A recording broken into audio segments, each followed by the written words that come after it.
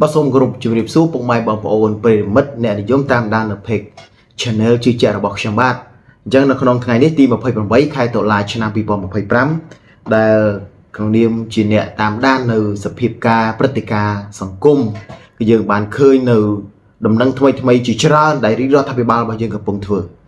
ហើយអ្វីដែលខ្ញុំកត់សម្គាល់ពុកម៉ែបងប្អូនគឺយើងចិត្តបើកច្រកមែនតើហើយបងប្អូនចិត្តបើកច្រកបាទបើកច្រកអ្វីបាទគឺបើកច្រកព្រំដែនរវាងប្រទេសកម្ពុជាហើយនិងប្រទេសថៃហើយអ្វីបានជាខ្ញុំលើកឡើងថាយើងចិត្តបើកច្រកព្រំដែនឡើងវិញដោយសារអីដោយសារតែកាលពីព្រឹកថ្ងៃទី28ខែតុលា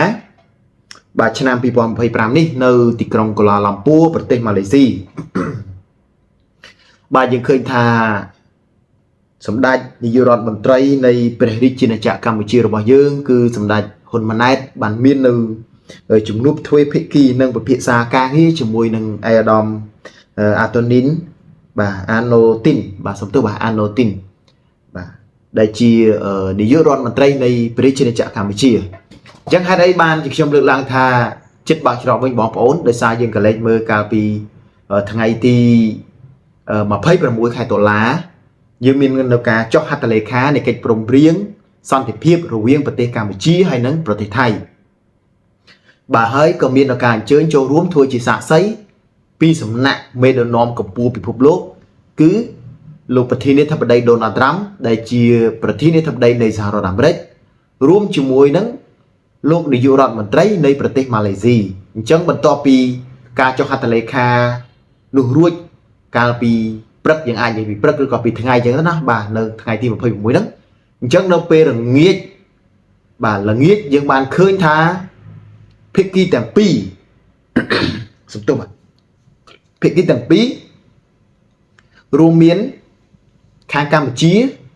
ហើយនឹងខាងភាគីថៃបាទដែលយើងបានឃើញនៅកងទ័ពកម្ពុជារបស់យើងដែលមានការសម្របសម្រួលសង្កេតការណ៍ដោយក្រុមសង្កេតការណ៍អន្តរជាតិបាទរបស់កងទ័ពអាស៊ានហើយភាគីថៃក៏ដូចគ្នាអញ្ចឹងយើងបានឃើញថាបានដកនៅយុទ្ធបកសភាវុធធនធ្ងន់បាទនិយាយឲ្យចំឃើញដកនៅរថក្រោះចេញពី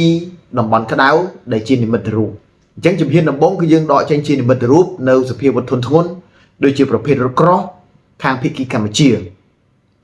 ដែលឡែកនៅខាងភាគីថៃក៏ធ្វើដូចគ្នាដែរដែលដកនៅយុទ្ធបកអាវុធធនធ្ងន់ចេញដូចគ្នា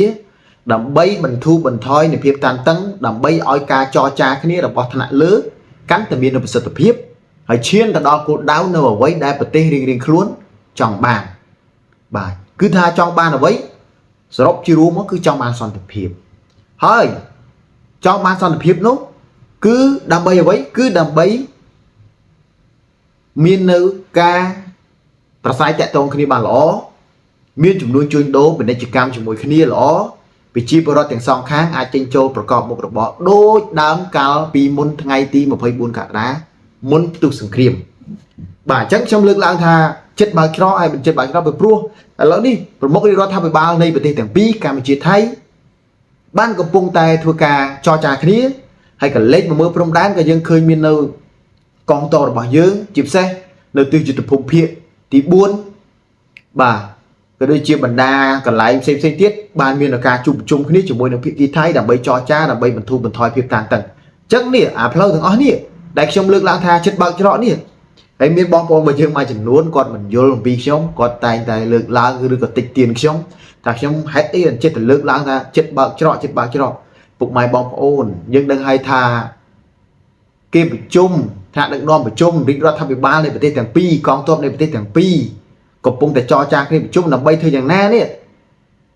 ឲ្យមាននៅការទំនាក់ទំនងជាមួយគ្នាល្អពីព្រោះអីសង្គ្រាមយើងដឹងហើយថាវាអត់មានអីចំណេញទេបាទសង្គ្រាមអត់មានអីចំណេញទេមានតែវិនាសពុកម៉ែបងប្អូននៅខាងក្នុងខ្ញុំនិយាយពីខាងកម្ពុជា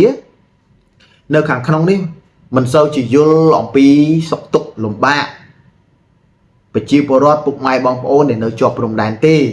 ជាពិសេសនៅជាប់ព្រំដែននៅជាប់ច្រកអន្តរជាតិរវាងប្រទេសកម្ពុជាប្រទេសថៃ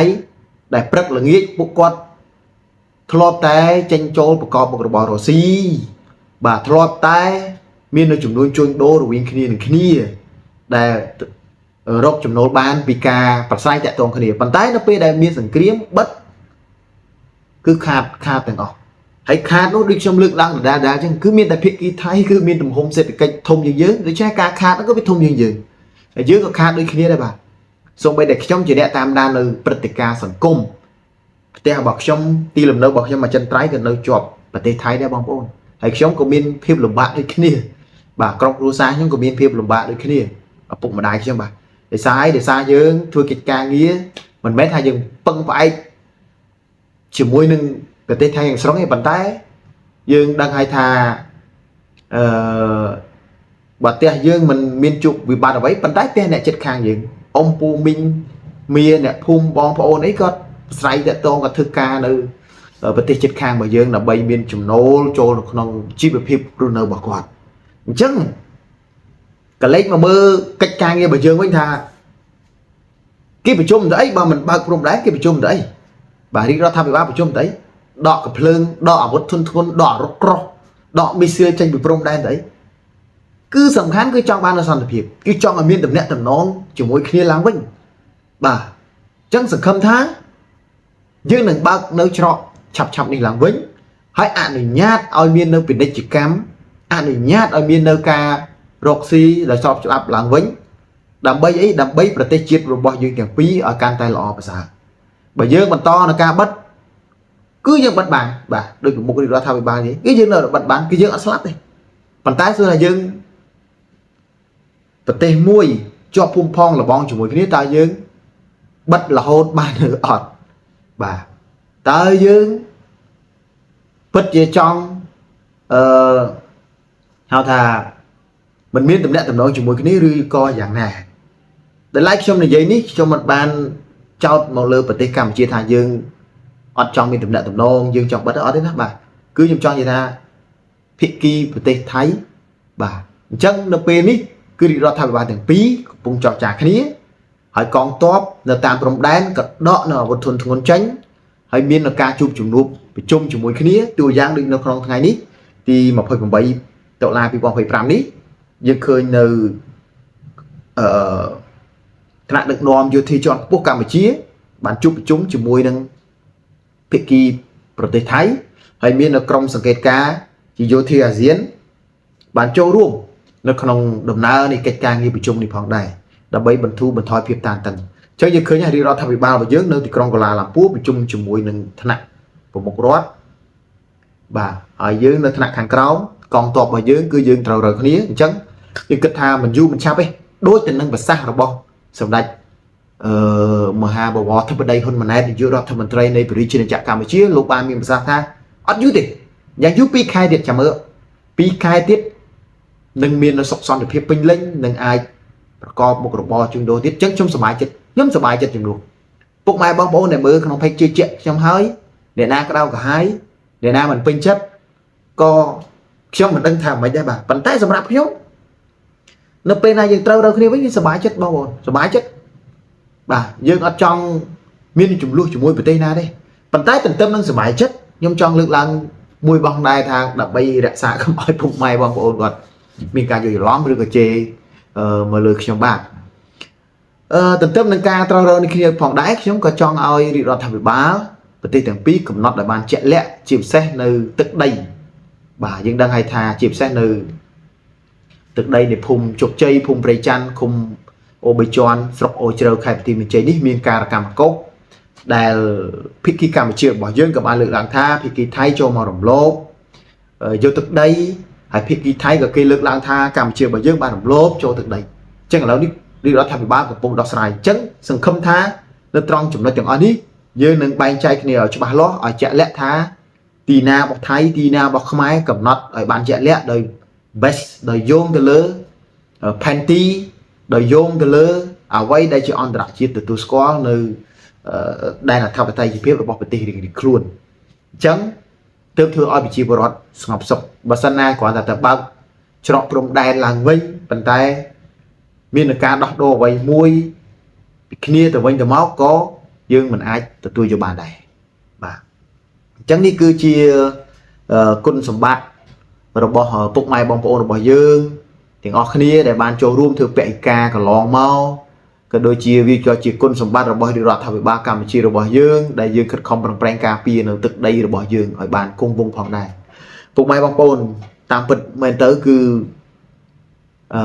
សង្គ្រាមបាទពុកម៉ែបងប្អូនបានដឹងហើយថាវាគ្មានអីចំណេញទេបាទវាគ្មានអីចំណេញទេហើយប្រសិនណាជាបន្តនៅស្ថានភាពបែបនេះរៀងរាល់ថ្ងៃបន្តទៅមុខទៀតក៏វារឹតតែយ៉ាប់យ៉ឺនដែរយ៉ាប់យ៉ឺនរបៀបបាច់បាទយើងរស់នៅក្នុងភាពប្រុងប្រយ័ត្នរហូតប្រុងប្រយ័ត្នរហូតយើងនៅខាងក្នុងនេះខ្ញុំនិយាយចឹងថាយើងអត់ដឹងទេប៉ុន្តែបងប្អូនអ្នកនៅព្រំដែនយើងឃើញទេឮតែសភាពការ Facebook អីមិនស្រួលបន្តិចភៀសសឹកបន្តិចរើអីបានដាក់គោយន្តរត់ទៅនេះរត់ទៅនោះចឹងអត់ស្រួលទេបងប្អូនអត់ស្រួលទេទោះបីអត់បានបាញ់ក៏ដោយប៉ុន្តែអាសតិអារម្មណ៍នេះគឺខ្លាំងណាស់គឺធ្វើឲ្យពុកម៉ែបងប្អូននឹងនៅមិនស្ងប់ចិត្តអញ្ចឹងហើយគឺនេះវាជារឿងមួយដែលរដ្ឋាភិបាលរបស់យើងកំពុងតែយកចិត្តទុកដាក់ហើយខ្ញុំជឿជាក់ថានឹងបើកនៅច្រកព្រំដែនឆាប់នឹងអាចវិលត្រឡប់នៅស្ថានភាពដើមវិញដូចមុនថ្ងៃ24កក្កដា2025អញ្ចឹងដើម្បីឲ្យយើងមានទំនាក់ទំនងល្អហើយយើងកំណត់ឲ្យបានជាក់លាក់នៅអ្វីដែលជាដែនអធិបតេយ្យភាពរបស់យើងអញ្ចឹងនេះគឺជាសភាពការសង្គមដែលមាននៅក្នុងថ្ងៃទី28ខែតុលាដែលខ្ញុំបានលើកឡើងហើយតាមដាននៅព្រឹត្តិការណ៍ទាំងនេះអញ្ចឹងសង្ឃឹមថាពុកម៉ែបងប្អូននឹងទទួលជ្រាបហើយនឹងតាមដាននៅវីដេអូបន្តរបស់ខ្ញុំបន្តទៅមុខទៀតសូមអរគុណ